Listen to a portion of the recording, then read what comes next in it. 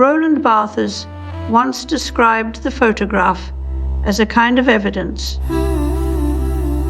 an immutable trace of what has already been.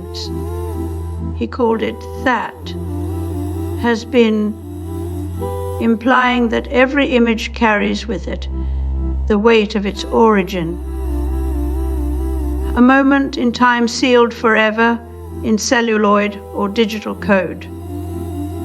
But in today's algorithmic systems, this sacred chain is severed.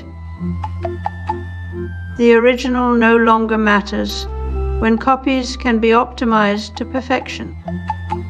A photograph becomes not a memory, but just data, raw material for reshaping, smoothing, replicating. When we look at a modern image, especially one generated by AI or heavily edited, the question is not, where did this come from? But, can it convince me? The digital artifact isn't degraded, it's elevated. Algorithms don't just replicate, they improve. A face becomes smoother, lighting more perfect, composition mathematically ideal. It's no longer about capturing a moment with truth. It's about generating one that fits the system's expectations of perfection. In this world, authenticity is not in when a human artist's work is digitized and fed into an AI system. The output, a version of that style refined to the point of sterility, where every brushstroke is optimized but no longer feels human. It's not just imitating, it's perfecting, erasing individual quirks in favor of algorithmic harmony. Here, the original may not only be obsolete, but irrelevant. The question isn't did this exist first, but can it pass for real enough to fool someone else? And if so, that becomes its new authenticity.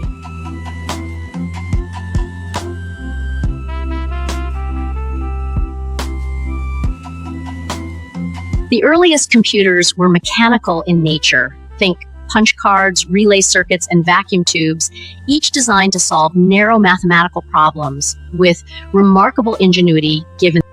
Imagine a world where authenticity is not in the origin, but in the simulations. And the closer you get to reality, the less real it becomes.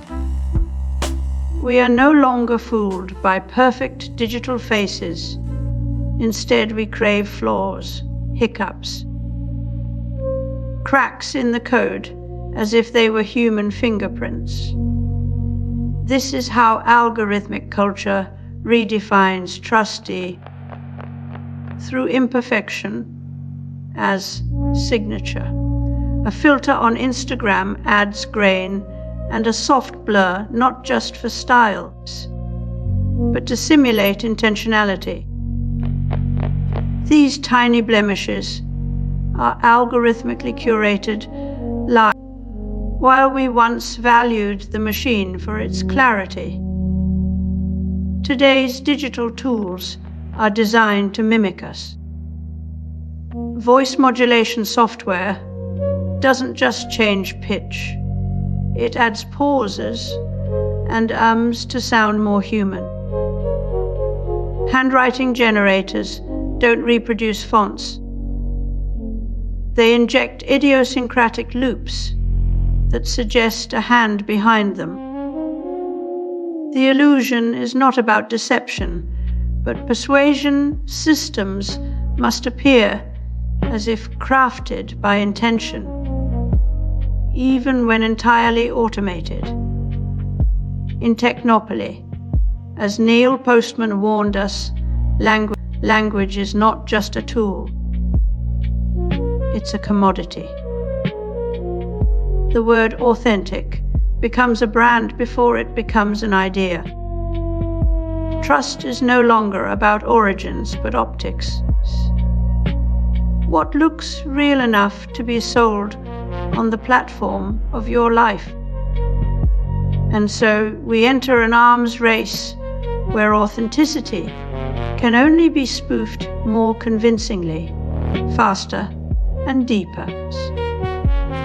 Every time we try to prove originality, algorithms learn how to mimic it.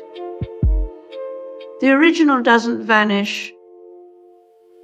It's just replaced by something that passes as well enough.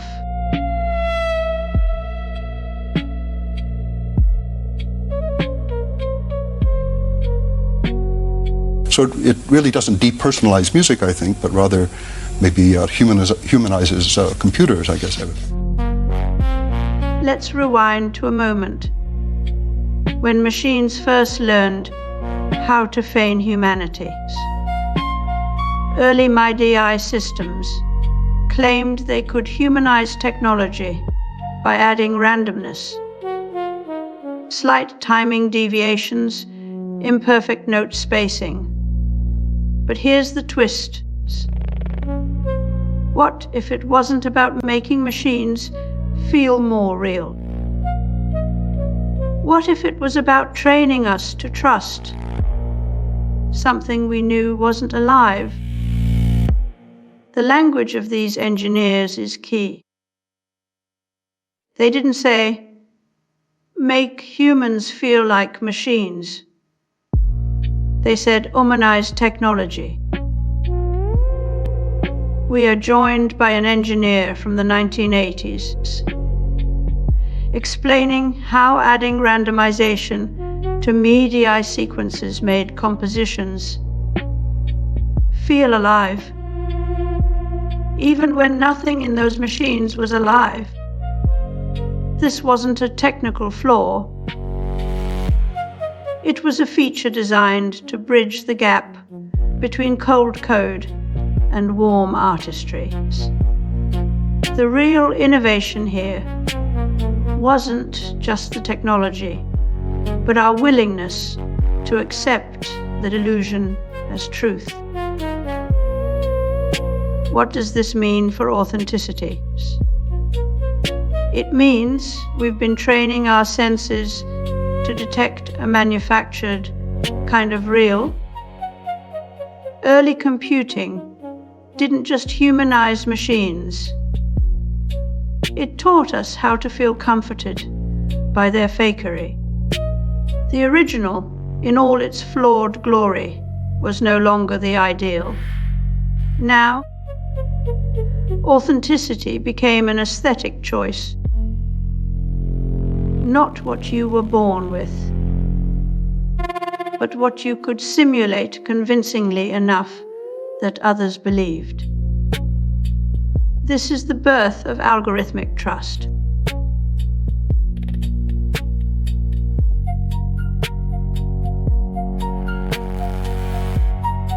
We have a new human being, and that's Chris Potter of Memetics Corporation, a new synthesizer, the Yamaha DX100, and a new computer, the Commodore Amiga.